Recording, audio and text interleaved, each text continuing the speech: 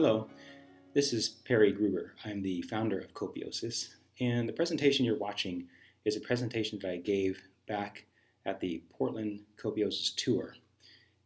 Many of the people who wanted to attend this event who could not wanted me to record the event, which we didn't have the resources to do. But I promised that I would provide the presentation online for people to watch, for those people who were not able to attend. So this presentation was not so much an explanation of copiosis, but an explanation of the current situation that we live in today and the context that explains why I believe copiosis is an idea whose time has come. So this presentation won't give you many answers about copiosis itself, but it is designed to give you a picture of why this innovation is the innovation that we should be focusing our energy on. So let's take a look.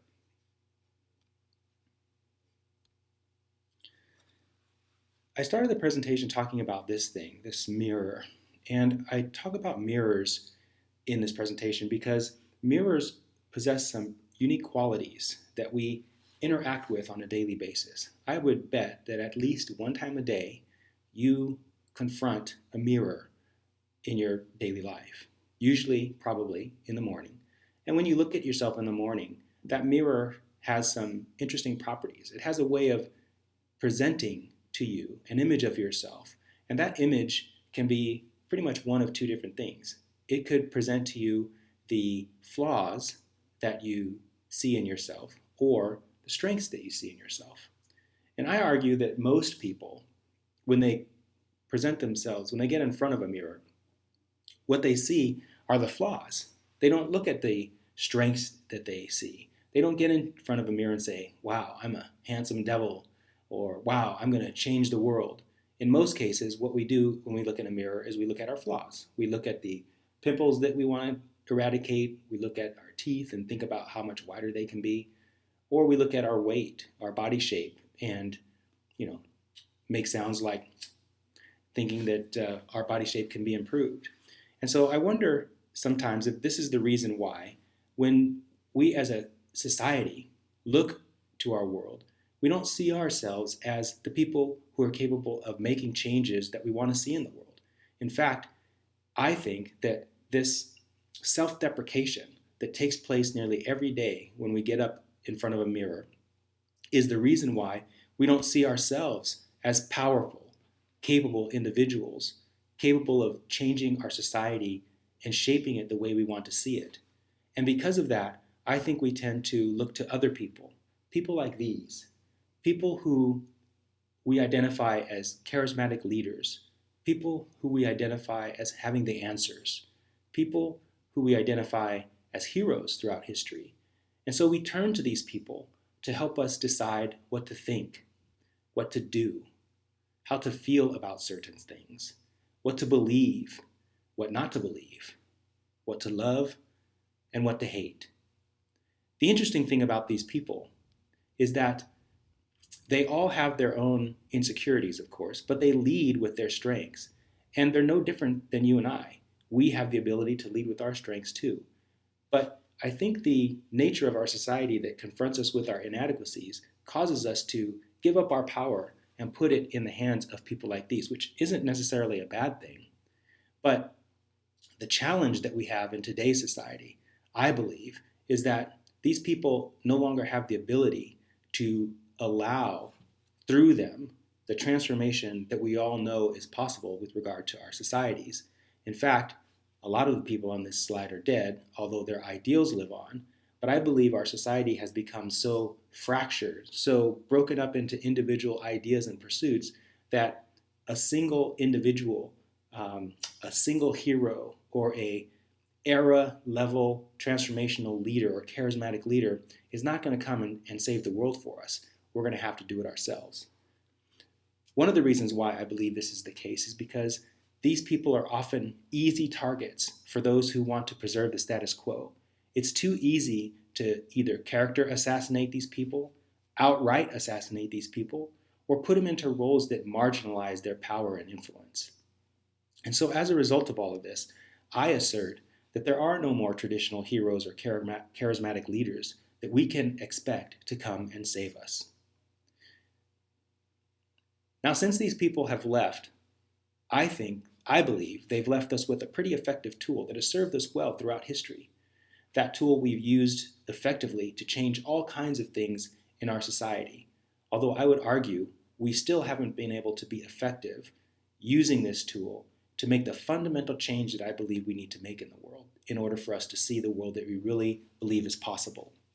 The tool that I'm talking about that these traditional leaders left us with is the public demonstration or the nonviolent resistance or the massed movement or um, the March on Washington, these type of events. So these pictures are pictures of actual events that have taken place throughout the world.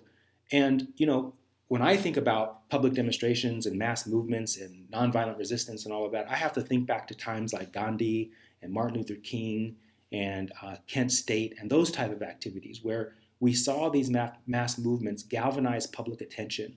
And as a result of the galvanization of public attention, we saw things change in the world. Not the fundamental change that I'm talking about, and I'll explain that in a minute, but at least change that was significant enough that rallied people behind these type of movements. And as a result of that rallying, we saw our political leaders stand up and take notice. The problem with this type of tool in today's era is I believe a couple of things have happened which have nullified the effectiveness of this type of effort. The first thing is most of us are too busy to mass the amount of people that are necessary to create the critical mass necessary to make these things effective.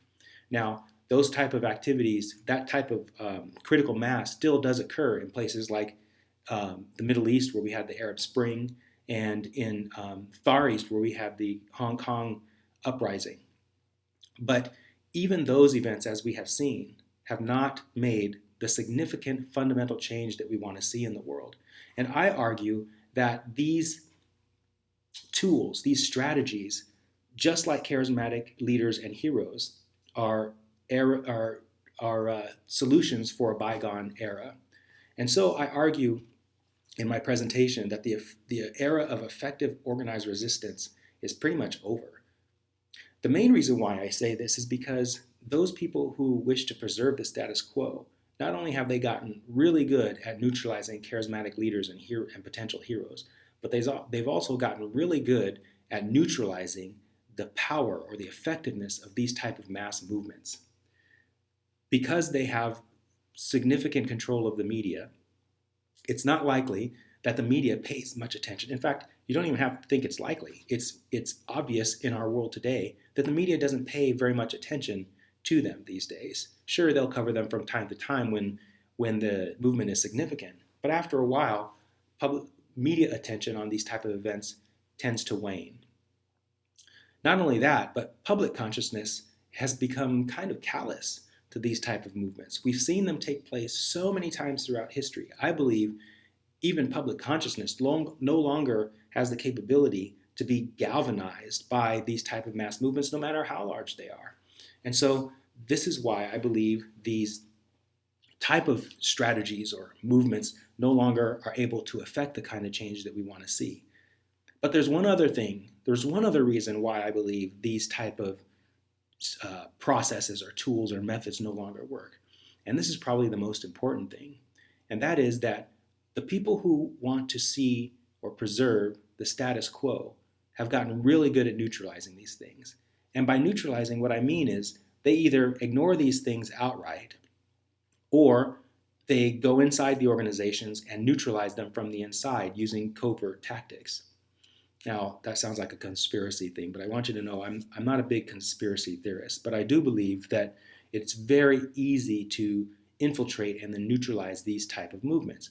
One reason why is, just like charismatic leaders, is they're very obvious. They're very easy to target. And so people who are running these types of organizations tend, not always, but they tend not to be thoughtful about how to run their organization. And even if they are thoughtful, because it's a mass movement in the public space, they are really conspicuous.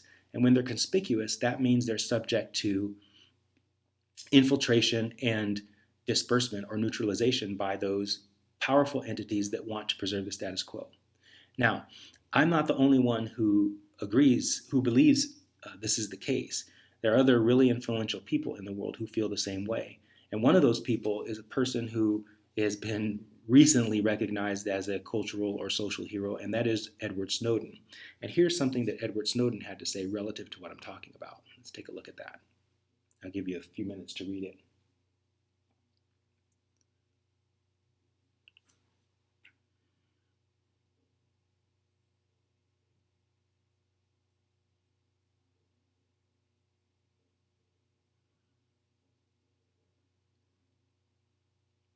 So whether it's Ferguson or Detroit or New York or Hong Kong or the Middle East or whatever, these type of organizations, these type of mass movements, these type of conspicuous mass demonstrations against the status quo or against an issue that we want to see changed, they're not as effective as they used to be because the people who want to preserve the status quo have gotten really good at finding ways to neutralize it.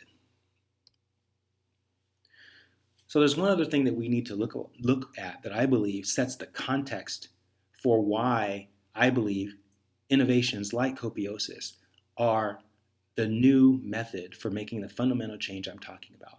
And before I get to that, I want to talk about what this fundamental change is that I'm talking about. By fundamental change, what I'm talking about is eliminating markets, money, and government worldwide. In order to do that, if we do that, we reestablish the total freedom that was available to us before the reign of kings and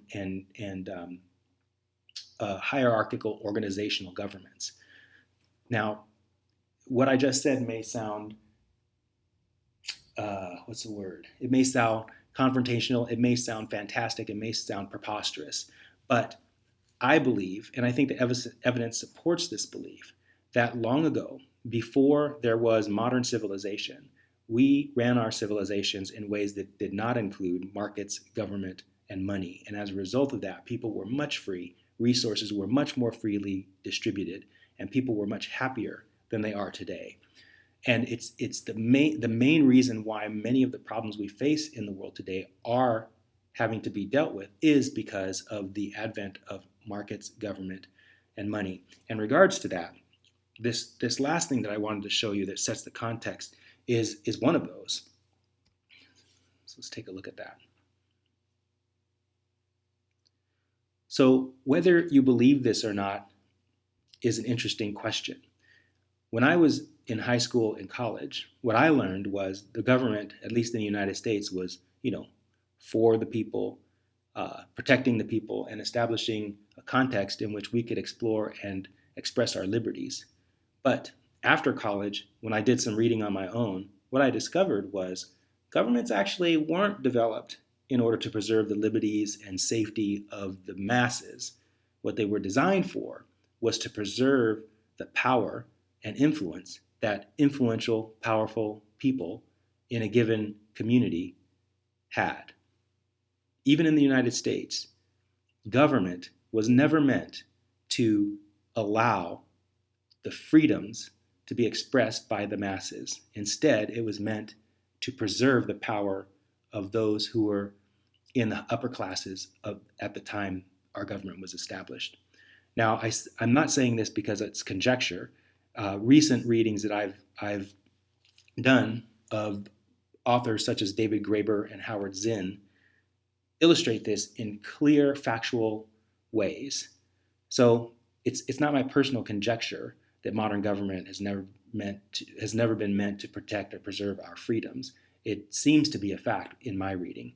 If you've never read David Graeber, you might want to check out Debt, the First 5,000 Years. If you've never read Howard Zinn, you might want to check out A People's History of the United States. Both of those books were very influential with regard to me reshaping my perspective or my paradigm about governments, money, and markets. So I believe more and more people are coming to the realization that charismatic leaders and heroes and mass movements are ineffective. I think more and more people are coming to understand that government is not here to preserve our freedoms.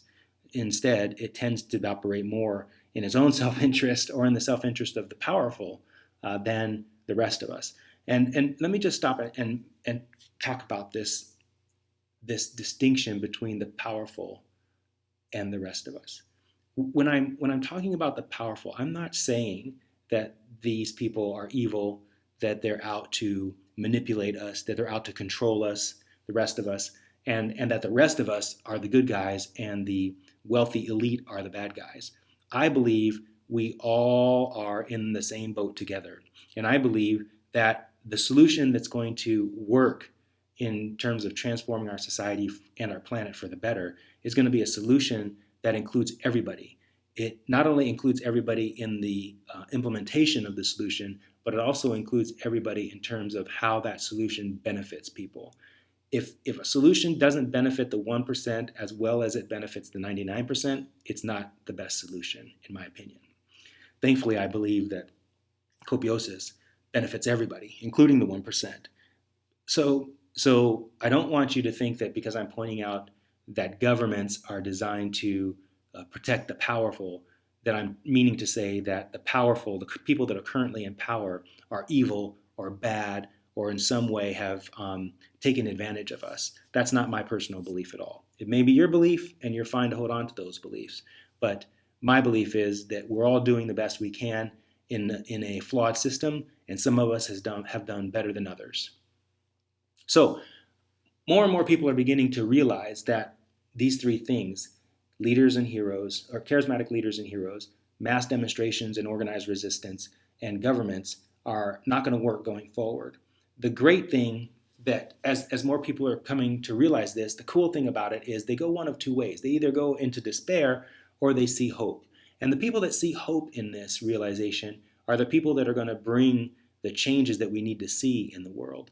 And I believe one of the ways to engender that hope, if you're someone who tends to go in the direction of despair, is to realize this. I think it's really important that we need to understand that each and every one of us as an individual has participated in some way that has helped perpetuate the situation that we currently are in. Now, I was going to say the reason why this is important, but what I want to stop and suggest that if you're thinking right now that you did not play a part in creating this reality, you might be deluding yourself. Because if you have a mortgage, or you're renting a home, or you have a job that pays you a salary that you then take that money and go out and consume things, if you watch TV or you interact with people on the street or in your own family, unless you're living under a rock somewhere, the activities that you take, the specific physical activities that you take in society, are helping to perpetuate the system at your individual level. And everybody doing the exact same thing at their individual level collectively perpetuates this grand system that we all have benefited from, but I believe also that we are oppressed by. And the importance of understanding this is this. If you realize you are, as well as everyone else, responsible for creating this situation, that is a powerful place from which to do something about it. That's where I stand. And so when I own the fact that I am responsible for creating the world that I see around me, I feel that I also have the same capability of changing that situation, changing the thing that I've created. And that's the perspective from which I look at copiosis. In fact, I believe that every single one of these things, these issues, these groups of people, these political issues, these entities, these corporations, these ideals, these beliefs, everything that we point to as what is wrong with our society, whether you're on the left or the right, every single one of these issues can be a stepping stone or a jumping off point to changing the world we see for the better. And all that's required, all that's necessary when we look at these things, all that's necessary, I swear, is you looking at yourself in the mirror and seeing what this cat sees. Rather than seeing yourself as someone that society is happening to, look at you creating the society in which you exist. And from that place, you step into a seat of power, the place where all change happens.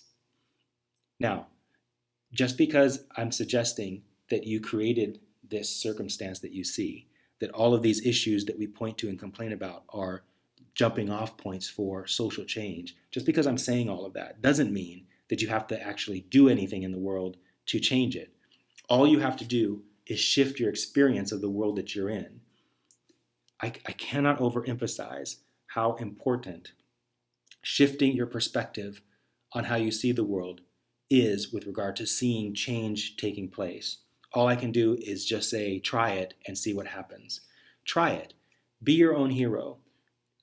Consider the possibility that you're responsible for the world you see around you instead of any group of people, the president who's currently sitting in the White House, the previous president, the prime minister in England, or the parliament, or whoever you point a finger at. Consider that that person isn't the person that has caused these problems. Consider that you are the person that caused the problems. And as a result of that, you have the power to make the world in the way that you want to see it. So if you are of that mind already, I have some suggestions on how you can exercise that belief in practical action. And here they are. The first thing is, as I said, give attention to what's going right. Human beings have this penchant, this habit. We tend to look at things that are going wrong. And it's not necessarily a bad thing. In fact, we learned it in our businesses, we learned it in our schools, that the problems, if you solve a problem, you're seen as a positive contributor to society. And so looking at problems, we're trained to look at problems as the source of wealth, as the source of benefit, as a source of a good grade, as the source of an attaboy. If you solve a problem, then you're on the side of good. The problem with focusing on problems all the time is you tend to focus on the problems instead of focusing on all the things that are going good in the world. I'm not saying that focusing on all the things that are going good in the world will automatically solve the problems. But what it does do is it opens your mind up to the inspiration that leads to the solutions for the problems that you are otherwise looking at. If you're focusing only on the problems, it's very hard to come up with the inspiration to solve that problem. And what we have today in the world, I believe, is a mass epidemic of too many people looking at all the things that are going wrong. And as a result of that, we're seeing more and more things go wrong instead of the things that are going right getting bigger. I assert that all of the wars that we have, and I'm not talking about the physical wars, although those are included. I'm talking about the war on drugs, the war on poverty, the war on hunger, the war on homelessness. All of these things have not gotten smaller. They have not been solved. Instead, they've just gotten bigger. And all of the institutions that are quote unquote fighting to solve those problems are just getting bigger too. Meanwhile, the problem isn't being solved. And so this is a symptom or a physical manifestation of what happens when people focus too much on the problem instead of focusing on what's going right. So the second thing, we're going to go quickly through the last three. The second thing I'd love for you to do is check out this website, patreon.com/copiosis. So Patreon is a new crowdfunding site where instead of making a one-time contribution for this one cool thing or this one cool event, you can make an ongoing pledge to support something that's really cool. And of course, I believe Copiosis is really cool. And so for as little, get this, for as little as one coffee a month, $2 a month, for as little as $2 a month, you could support what we're doing at Copiosis and help us make the world a better place. Our goal, of course, is to offer Copiosis as a true alternative to creating the world we all know is possible, thereby eventually making Copiosis the dominant economic system worldwide. The third thing that I'd suggest that you do is talk about these ideas with other people. I'm not necessarily talking about Copiosis, but talk about what you heard in this presentation. Do your friends believe that what I'm saying here is true? Are charismatic leaders a product of a bygone era? Are mass demonstrations and organized resistance easy targets for infiltration and diffusion and nullification? Is the government really an entity that's preserving its own power and interests rather than the interests of the people? Talk with your friends about these ideas and ask them to come and watch this video and have them make comments and ask questions in the comment section. I will respond to every single one. And then the last thing that's on this list was something that I was I was suggesting that people local to the Portland area could do in order to support our demonstration projects that are launching here. So you can just forget that one. So that pretty much rounds out the presentation that I gave at the Portland event, except after the presentation, of course, as you can imagine, there were a lot of questions. And one of the questions was a really important one that people tend to ask once they understand how Copiosis works, this question almost invariably arises. And that is, how do you make Copiosis, how do you get from our current status quo to a global situation where Copiosis is the dominant economic system? And it's a great question. And so I had some backup slides prepared just in case this question would come up because I figured it would. And so I'm just going to go over those really quickly. So in a couple of words, the way our transition plan works is by taking advantage of innovative disruption. And in the presentation at the Portland tour, I offered this slide. And the slide's got a couple of problems, but I'm going to use it anyway. So the picture on the left is King George, and King George, that's the king who was ruling England when the United States was decided that it was going to separate itself from the monarchy. And so that's King George. And then most people know what the picture on the right, upper right is, that those are floppy disks. And then the picture on the bottom, some of the younger people attending the event had a problem identifying that. That's a 8-track tape, which was popular when I was a kid. So I explained in the presentation that these three things have something in common. And I asked the audience if they knew what that was. And the answer was, I thought, that all of them were once dominant status quo solutions that were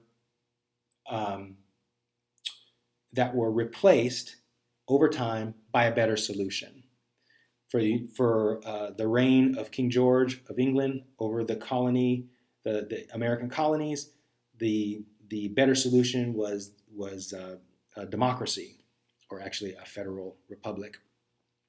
The solution that overtook floppy disks was first the DVD or the CD, and now it's like cloud computing, right? So all of your storage can be in the cloud. You don't have to worry about DVDs getting lost or burned or broken or wearing out or anything like that.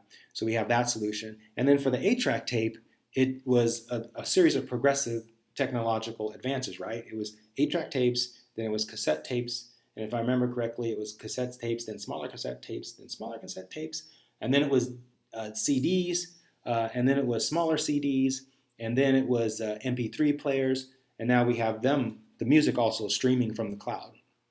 So the cool thing about innovative disruption is that you have this status quo environment where there's this dominant thing. And this dominant thing is pretty fantastic and people love it. Usually the dominant thing has some problems though. And so someone creates a better thing. And that better thing just performs better than the dominant thing. And you get that better performing thing in the hands of a few people. But it has to be the right few people. And if you get it in the hands of the right few people, those people tell other people, and those people tell other people. And before you know it, you have this swell of adoption occurring. And this swell of adoption has taken place with every single advancement, every single product that you currently own or you spend money on, or service even, has benefited from this transition process, this process of a better product replacing an older product simply because it performs better and people like it better. In a nutshell, that's the same strategy we're using at Copiosis to make Copiosis happen. So this slide I presented at the event, it represents the product or technology adoption curve. And if you have an MBA or you've done any business classes or marketing classes, this probably looks familiar to you. So on the left-hand side, you have a group called the innovators. And these are the I like to call them the early evangelists. They're the people who love a new product, not only because it's new and better, but also because they love having the new product and they love being seen as someone who's on the cutting edge of technology or whatever it happens to be, new music or what have you.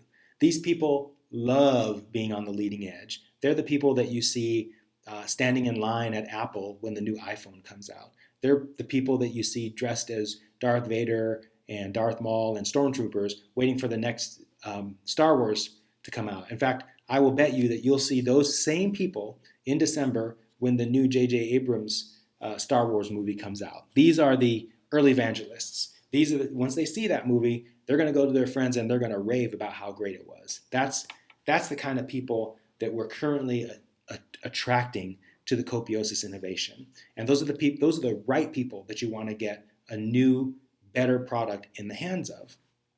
So right now, we're attracting a lot of early evangelists, which is cool because they on their own are taking it on themselves to volunteer and help spread Copiosis, not just here in the United States, but around the world, actually. It's pretty cool to see.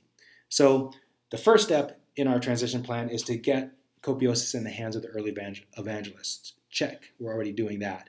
After those people get a hold of it and start talking about it to their friends, we'll naturally reach these early adopters, the next group of people that you want to meet in a product adoption curve. The early adopters are the people who like the innovators or the early evangelists. They like new products and service. They like having new things, but they're not willing to go through the headaches of adopting a new thing too early. Like they're the people, you know what? They're the people who adopted the iPhone after the iPhone came out at a lower price. Do you remember when the iPhone first came out? It came out at its higher price, and then later it came out at a lower price. The early adopters took advantage of that price reduction. So in Copiosis, that same mechanism is going to occur, right? So we've got these early evangelists. They're out there talking to their friends about the innovation. We've already seen them introduce more people to the innovation, and those people are coming on board. So we're reaching those early adopters as well. This square called the chasm, this chasm square represents between 5 to 20 years, and it tends to be the difficult step in the product adoption process. And usually this chasm occurs. The chasm basically represents a long delay between when the early adopters adopt a product or technology and the rest of the population starts to adopt it. And usually the reason why the chasm occurs is because the solution at the point where the early adopters and the early evangelists are consuming it, the solution still is kind of buggy. It still doesn't work seamlessly. It's not as smooth. It's not as well integrated to society in such a way that the rest of the population would feel comfortable adopting it. And so most products and services, they take several years to basically get their act together and to create the ecosystem that makes using a new technology or a new product easy for the rest of folks. But once you cross that chasm, then all of a sudden you begin to see much greater levels of adoption, as you see represented by the largest two humps in the curve. I won't go through the rest of the curve. I think you get the idea. You can Google product adoption curve in Wikipedia and read all about this curve and how it works. But basically, this curve illustrates the method or the transition plan that we're using to make Copiosis a reality worldwide. I have a very long blog post that's going to be coming out, I believe, next week that goes into great detail about our transition plan. Feel free to visit our blog from time to time at copiosis.com, and you can read more about our transition plan there. I think it's coming out next week or the week after on Tuesday. So that's it pretty much. I want to thank you for watching this presentation. Hope you found it informative. Please feel free to make any comments that you want on the comment section of this video and share with your friends. And also, please, seriously, consider going to patreon.com/copiosis and becoming a patron of our work. Like I said before, for only a coffee a month, you can participate in making this innovation a reality for the entire planet. We're excited about what we're doing. Hope you're excited. Ask questions, interact, share with your friends. Thank you very much again for watching, and I'll talk to you later.